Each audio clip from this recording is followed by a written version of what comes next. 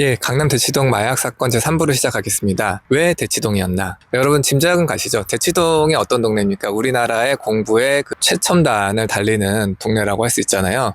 그래서 선택을 한 것으로 보입니다. 일단은 그 학생들의 진술에 따르면은 이 사건 외에도 이미 시음 행사가 여러 번 있었다고 합니다. 공부에 도움이 된다라는 음료들을 가지고 시음 행사들을 이미 했었고, 그런데 익숙해져 있는 학생들을 타겟으로 한 것으로 보여집니다. 예, 그리고 두 번째로 뭐 공부에 관심이 많은 지역이니까 공부에 도움이 되는 음료에도 관심이 많았겠죠. 재밌는 것은 이제 음료에 기억력과 집중력은 써있지만 거기에 이제 큰 글씨로 ADHD라고 써있었는데도 불구하고 이제 그게 먹혔다는 것이 조금 안타까운 부분인데요. ADHD 치료제나 그것을 이제 예방 혹은 그 완화하는 약물에 대해서 어느 정도 이제 긍정적으로 보고 있다, 강남에서 라는 점이 조금 안타깝게 다가오는 면인 것 같아요. 그리고 원료를 이제 메스암페타민으로 잡은 것도 결국은 이 학생들이 장기적으로 더 복용할 것이라는 점, 혹시 이게 입소문을 타서 좀 더 많은 타겟팅을 할 수 있지 않을까, 그런 점까지 고려를 한 것 같습니다. 물론 이제 급하게 협박을 하다가 이 사건이 쭉 접혔는데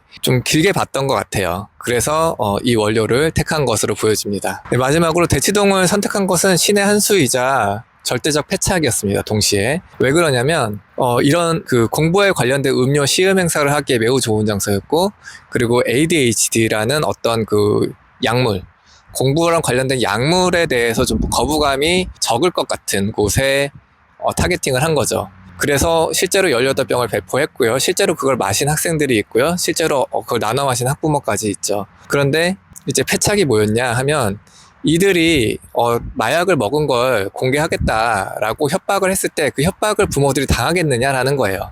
예, 거기가 패착이었죠. 왜냐면 대치동 학부모들의 상당수가 변호사입니다. 그리고 대치동 학부모들은 이제 권력 있으신 분들이나 성공하신 분들, 돈 많으신 분들 많잖아요. 이제 그분들 핸드폰을 열어보면 변호사 전화번호 한두 개씩 다 있단 말이에요. 그러면은 그냥 전화 한번 걸어서, 야, 이러이러한데 나 지금 우리 애가 마약 먹어갖고 나 큰일이야, 어떻게 해야 돼, 나 이제 경찰 잡혀가는 거 아니야? 라고 하면 뭐라 그랬어요? 아무 문제 없으니까 걱정하지 마 라는 대답을 대번에 들었을 거란 말이에요. 그래서 절대로 협박이 통하지 않는 곳인 거죠. 법조인을 상대로 보이스피싱을 하는 거랑 똑같은 거예요. 되겠습니까? 안 되죠. 예, 안 먹힌단 말이에요. 그래서 타겟팅을 너무 잘했고 동시에 너무 잘못했다 라는 거죠. 그리고 이분들이 뭐 쟁쟁하신 분들이잖아요. 예, 경찰 조사 바로 시작되고 바로 다 잡히고 그랬잖아요. 예, 그래서 타겟팅이 절대 미스였다. 혹시라도 뭐 이런 유의 또 보이스피싱을 이제 개발하고 있다라면은 이번에는 강남 대치동이 아니라 뭐 양천구 목동이라든지 뭐 이런 데를 아니면 분당이라든지 아니면 성남 위례라든지 이런 데를 타겟팅하지 않을까, 이런 생각도 드는데, 근데 이게 어딜 타겟팅하든 사실 마찬가지예요. 이제 뭐 어느 정도 산다는 동네는 부모님들이 다 핸드폰 열면 변호사 번호 한두 개씩 다 있어요. 그래서 협박이 절대 안 통하고요. 순진했던 거죠. 이 범죄 조직이 순진했던 거예요. 이게 타겟이 어떤 그 조력을 못 받는 상태에서 이제 놀라고 이제 마음을 졸려서 그래서 이제 협박에 넘어가서 돈을 붙여줘야 되는 건데, 이런 법률적인 이슈에 대해서 협박이 안 당할 사람들한테 협박을 한 거죠. 그러니까 일반 보이스피싱도 마찬가지예요. 뭐 우리가 뭐 무슨 영장, 구속영장, 압수영장 하면서 이렇게 막 보내주면은 이거를 변호사 친구가 있으면 물어보면은 당장 알 거 아니에요. 이거 너무 웃기다, 말도 안 된다 하면서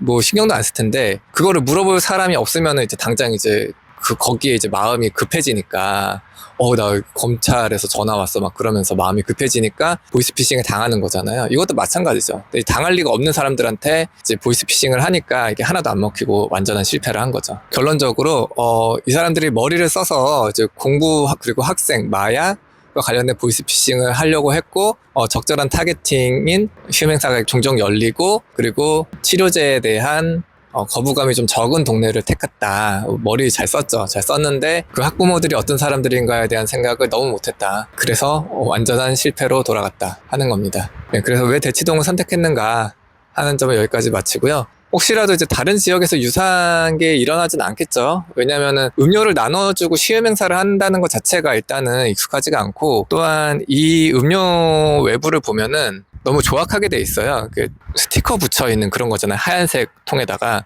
너무 조악하게 돼 있고 맞는 회사도 이제 명확하지가 않고 그래서 이제 강남 대치동에서도 이제 18병밖에 못 나눠준 거 아닌가 그런 생각도 듭니다.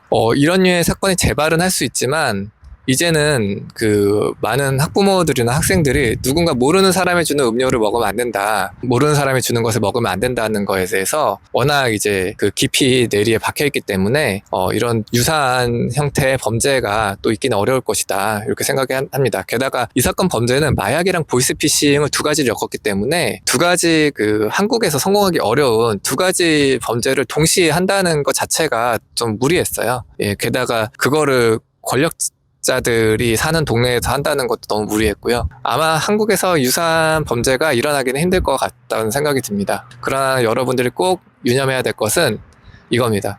이제는 마약이 그렇게 비싸지 않고요. 이제는 마약이 그렇게 구하기 어렵지가 않아졌습니다. 그렇기 때문에 누군가 주는 음료수, 사탕, 과자, 그 외의 음식들 드시면 안 됩니다. 어른들도 그렇고 어린이들도 학생들도 요즘 잘 유념해 주시고요. 특히 그 음료가 제대로 밀봉되지 아니한 음료를 열어서 드시는 행동들은 특히 주의해 주셨으면 좋겠습니다. 이상 4부 마치겠습니다. 감사합니다.